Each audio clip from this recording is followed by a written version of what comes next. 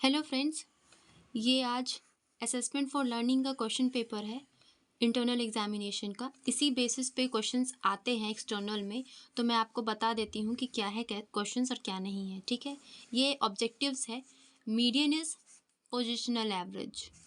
Which are the tool of assessment? Observation, test, interview, all of the above. Which is not to measure of central tendency. Central tendency को measure करने के लिए क्या नहीं है? Mean, median, mode और क्वार्टिल deviation, ये नहीं है। Which of the following formula is correct? Mode is equal to 3 into median minus 2 into mean. Level of educational measurement are not nominal scale. तो इस तरीके के क्वेश्चंस आते हैं, और ऐसा नहीं है कि इंटरनल में अलग हैं और एक्सटर्नल। क्वेश्चंस आपको देखने के लिए सेम मिलेंगे।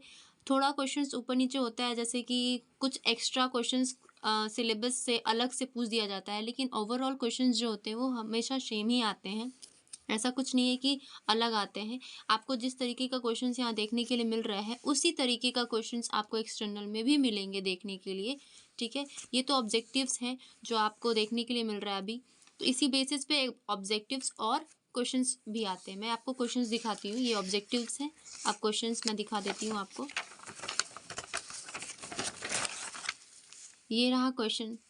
Short answer type questions, long answer type questions. Short में आपको 4 क्वेश्चंस को अटेम्प्ट करना रहता है और लॉन्ग में भी आपको 4 क्वेश्चंस को ही अटेम्प्ट करना रहता है। तो 4 क्वेश्चंस में आप देख सकते हैं क्या क्या क्वेश्चंस है। Write the uses and properties of normal probability curve.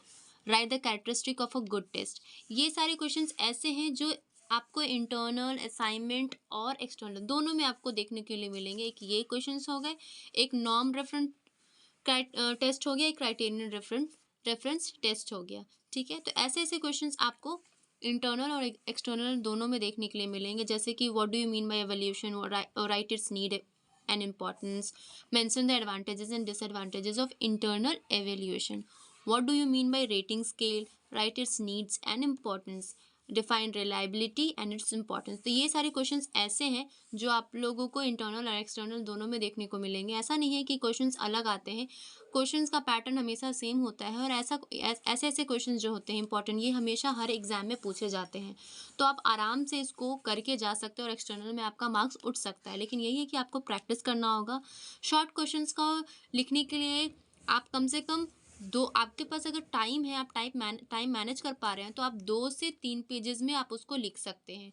कम ज़्यादा कोशिश करिए कि 3 पेज का आपका क्वेश्चन रहे, क्वेश्चन का आंसर रहे, तब जाके आप क्या कर सकते हैं, उसमें मार्क्स कवर कर सकते हैं। और रहा बात अब लॉन्ग क्वेश्चंस का, तो लॉन्ग क्वेश्चन में भी आपको 4 ही क्वेश्चन अटेम्प्ट करने रहेंगे। जैसे कि पहला क्वेश्चन है, describe the concept of assessment, how assessment is different from evolution, highlight on objective of assessment and evolution. इसी में देख रहे हैं आप 1, 2, 3 क्वेश्चन है। हो सकता है ऐसा कि आपको शॉर्ट आंसर में सिर्फ ये पूछ दें या फिर ये बोल दें, तो एक ये तो लंबा क्वेश्चन बन गया। लेकिन शॉर्ट में भी कभी कभी सिर्फ ये बोल सकता है कि how assessment is different from evolution, आपको ये बताना होगा। या फिर ये भी पूछ सकता है कि ऑब्जेक्टिव्स बताएं असेसमेंट का एंड एवोल्यूशन का। आप कोशिश कीजिए कि ऑब्जेक्टिव्स अगर आपको याद है, तो अगर 5 ऑब्जेक्टिव्स याद है आपको, तो आप 5 ऑब्जेक्टिव्स के नेम लिख दीजिए और 3 को डिफाइन कर दीजिए। ये ज़्यादा अच्छा रहेगा। आप कोशिश करिए कि यही करें। ऐसा नहीं कि 5 है तो पाँचों को डिफाइन करना है, उतना टाइम नहीं मिल पाता है और टाइम मैनेज करके आपको लिखना रहता है। तो आप 5 ऑब्जेक्टिव लिखिए, बट उसको डिफाइन सिर्फ 3 का कीजिए। इसी तरह एवोल्यूशन में भी 5 लिखिए अगर आपको याद है तो, लेकिन डिफाइन हमेशा 3 कीजिए या 2 कीजिए। ठीक है, उससे क्या होता है कि आपको एग्जामिनर को पता चल जाता है कि आपको ऑब्जेक्टिव्स पता है और आप उसको डिफाइन 3 कर रहे हैं या फिर 2 कर रहे हैं। आपके पास भी तो टाइम कम है ना, आप पूरे को तो डिफाइन नहीं कर सकते हैं।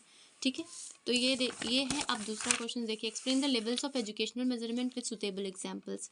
ये है लेवल्स बताना है एजुकेशनल मेजरमेंट का, कितने लेवल्स होते हैं। ठीक है, लॉन्ग आंसर क्वेश्चन में आप कोशिश कीजिए ज़्यादा से ज़्यादा, अगर आपके पास टाइम है तो कम से कम 5 पेज एटलीस्ट आप उसको लेके जाइए, 5 पेजेस का लॉन्ग क्वेश्चंस। अगर आपके पास टाइम है तो टाइम मैनेज करके बैठिए, 5 पेज ज़्यादा से ज़्यादा आप लेकर जाइए। आपके अगर अच्छा आप लिख रहे हैं तो ठीक है ना। जैसे कि आप ड्राइंग वगैरह बना सकते हैं, जैसे कि मान लीजिए आपका लेवल्स है, तो उसी तरह जैसे कि आप लिखें और उसके ऐसे ऐसे करके आप उसको ड्राइंग बना सकते हैं, ताकि देखने में भी सुंदर लगे और अच्छा लगे, आपका पेज भी कवर हो। और क्या होगा उससे, वो एग्जामिनर को भी बहुत अच्छा लगेगा कि हाँ, ये इसको पता है, इतनी अच्छे से ये ड्रॉ किया है, सब कुछ अच्छा है। ठीक है, तो उससे क्या होता है कि पेपर बहुत सुंदर लगता है। और आपका क्या होता है कि पेपर अगर आपको कुछ अगर नहीं आ रहा तो ये आपका कम से कम 8 लाइन्स तो ये कवर कर लेते हैं, ठीक है। अब ये है what is median, compute mean, median, mode following data. तो इसमें आपको मीन, मीडियन, मोड सारे निकालने। तो मीन में एक पेज में मीन, एक पेज में मीडियन, एक पेज में मोड।